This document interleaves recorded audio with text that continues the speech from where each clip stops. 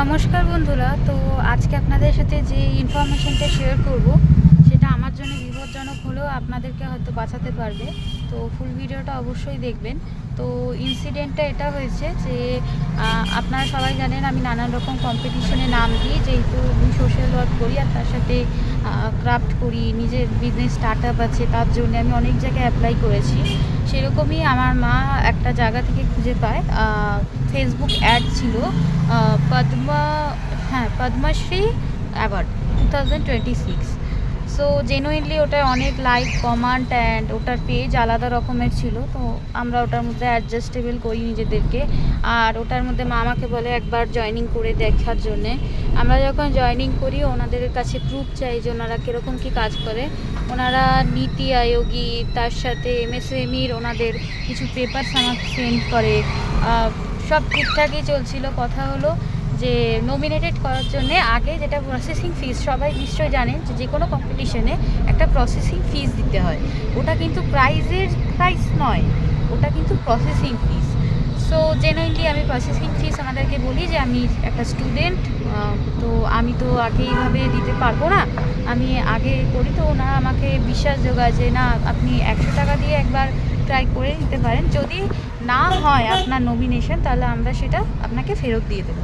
তো আমি ভাবি যে ঠিক আছে, দেওয়া যাক। 100 টাকা আমি ওনাকে দিই। ওনার যে নাম্বারটা আছে, আমি ফুল ভিডিওটা করেছি ওনাদের পুরো চ্যাটে, সেটা আমি আপনাদের সাথে শেয়ার করব, আগে এইটুকু বলে দিই। তো তারপরে আমি ওনাদেরকে 100 টাকা যথারীতি দিই, পেমেন্ট করি।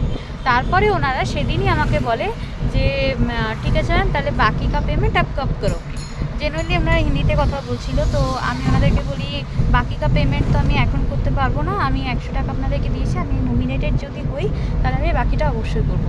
তো ওনারা আমাকে বলে যে ইউ আর নমিনেটেড, তাহলে আপনাকে বাকি পেমেন্টটা কি আপনি আজকে করে দিলে ভালো হয়। তো আমি ওনাদেরকে আগের যে ওনারা কথা বলেছিল যে না 3-4 দিন আমি সময় নিতে পারি, তো ওনার কাছে সময় চেয়ে নিই। আমি বলি যে আমি আপনাদেরকে পরে দিয়ে দিচ্ছি পয়সাটা। তো আমি ওনাকে ঠিক ওই 2-3 দিনের মধ্যে 1500 টাকা আরও পেমেন্ট করে দিই। মোট 1600 টাকা, মানে 1600, সেটা আমি ওনাদেরকে পেমেন্ট করি। আর যে পেমেন্ট করি ওনারা আমাকে সঙ্গে সঙ্গে বলে, যেটা গোল্ড প্ল্যান, আপনারা সবাই নিশ্চয়ই জানেন, প্ল্যান থাকে একটা নর্মাল সার্টিফিকেটের জন্যে ম্যাক্সিমাম 499, 299 এরকম করে থাকে, তারপরে থাকে গোল্ড প্ল্যান, তারপরে থাকে ডায়মন্ড প্ল্যান। ওনারা আমাকে বলে, আমি যেটার জন্য অ্যাপ্লাই করেছিলাম সেটা হলো গোল্ড প্ল্যান, যেটা সিট বুকিংয়ের জন্যে আর নমিনেশনের জন্য, এই দুটো কারণে 100 টাকা ওনারা পেমেন্ট করতে বলে। সেটা আমি দিয়ে দিয়েছিলাম, আমার সিট বুক ছিল। তারপরে ওনারা আমাকে ঠিক 1500 টাকাটা পেমেন্ট করার পর ওনারা আমাকে বলে যে গোল্ড প্ল্যানটা নাকি অ্যাভেলেবেলই নেই, আসলে ওটা শেষ হয়ে গেছে। তাহলে আমাকে এখন কি করতে হবে, আমাকে ডায়মন্ডের জন্য পেমেন্ট করতে হবে। ডায়মন্ডের জন্য কী পেমেন্ট করতে হবে, 3999, মানে 4000 টাকা আমাকে পেমেন্ট করতে হবে, যেটার মধ্যে আমি অলরেডি 1600 দিয়ে দিয়েছি। বাকিটা হয়তো আমাকে পেমেন্ট করতে হবে, নাহলে আরও সেই প্রথম থেকে আমাকে পেমেন্ট করতে হবে। তো আমি বলি যে না, সেটা তো আমার পক্ষে সম্ভব না, তাহলে একটা কাজ করুন, আমাকে ক্যান্সেল করে দিন, ওটা আমার পয়সাটা ফেরত দিয়ে দিন, কারণ গোল্ডটা আমি বুক করেছিলাম। আপনারা তো এরকম কোনো কথা ছিল না, আপনারা এখন কি করে এরকম চিটিং করতে পারেন আর কি। তো যথারীতি আমি ভালোভাবে ওনাদের সাথে কথা বলি। ওনারা কি করে তার পরক্ষণে আমি বুঝতে পারি, হোয়াটসঅ্যাপে ওনারা আমাকে ব্লক করে দেয়, নাম্বারটা দিয়ে ব্লক করে দেয়, আর আমার টাকাটাও আমাকে ফেরত দেয় না। আমি তারপরে অনেকবার ওনাদের সাথে কন্ট্যাক্ট হওয়ার চেষ্টা করি।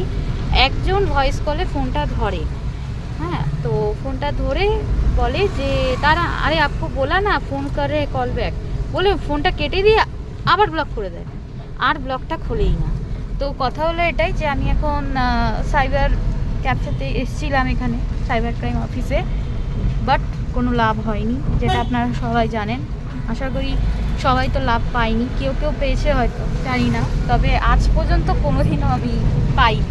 যেহেতু ভাবছি এই লাইনে পড়াশোনা করব, বাট এখন মনে হচ্ছে যে অসুবিধা তো আছে, তো পেলাম না। আমি আর আমার 1600 টাকা পেলাম না, উঠে আমার যেটা যাতায়াতের পয়সা সেটাও গেল। এখন এখান থেকেও বললো যে কোনো লাভ নেই, আর তাই আমি এটা নিয়ে এগাবো না। তবে আপনারা অবশ্যই পদ্মশ্রী বা এরকম কোনো পোস্টার দেখে অ্যাভেলেবেল নিজেদেরকে করবেন না, একটু সাবধানে থাকবেন। আমি কিন্তু এরকম আগেও অনেক রকম স্ক্যামের মধ্যে পড়ে অনেকটা সাবধানতাভাবে নিজের মাকে বুঝিয়ে এগানোর চেষ্টা করি, কিন্তু কোনো লাভ হয় না। তো মেন কথাটা এটাই যে যত সাবধানতা থাকি অসুবিধা হয় জীবনে কখনো কখনো, আমি ঠিক কামিয়ে নিতে পারবো। তবে মেন কথাটা হলো, যদি পুরো ভিডিওটা আপনারা দেখে থাকেন, পারলে সবার সাথে একটু শেয়ার করে দেবেন আর জানাবেন যে আপনাদের সাথে এরকম কখনো হয়েছে কি না। আর নিজেরা একটু সাবধান আর সচেতন থাকার চেষ্টা করবেন।